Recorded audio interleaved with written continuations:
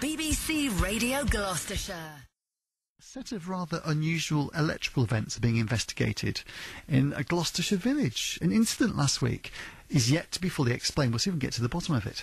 Left at least one family with a damaged boiler and destroyed most of their electrical appliances. In the small village of Longhope last week, in one house that stands on its own, on top of a hill, over a matter of seconds, things went from odd. Well, I was just making the fire up, and all of a sudden the lights sort of flashed as if the bulb was going to go.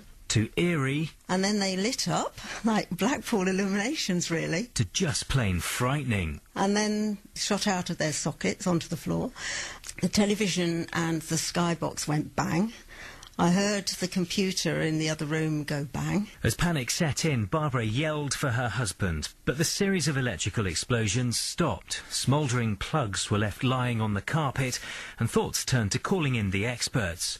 Well, that's Ed Dickinson. Let's talk to an expert here. It's thought a falling tree into cables, which meant a live line was able to bypass a crucial transformer, which reduces the voltage before it's supplied to houses. The electrical surge then gave a shock to about 30 homes in Hobbs Lane and Station Lane.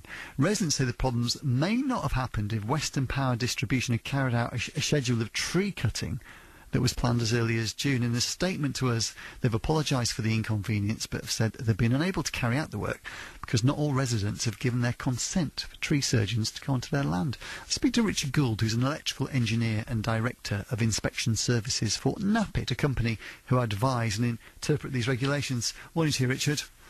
Good morning. Is this a common occurrence? No, it certainly isn't a common occurrence. No, it's quite irregular actually. But having said that, it's not the first time that I've come across it. From what you've heard, what do you make of what the cause is? It sounds as if there's been some mixture of voltages that would be present in the higher voltage grid. So what that means is where you see the pylons going around the country, they operate in a higher voltage so that you lose less power. It's a more efficient way of transporting it. And then you have a transformer that reduces the voltage before it comes into your home. Now, if you end up mixing the two together, you can end up with a power surge that would relate similarly to a lightning strike, obviously not quite as high currents. So light bulbs exploding out of their sockets, computers exploding, toasters catching fire. How potentially dangerous is it?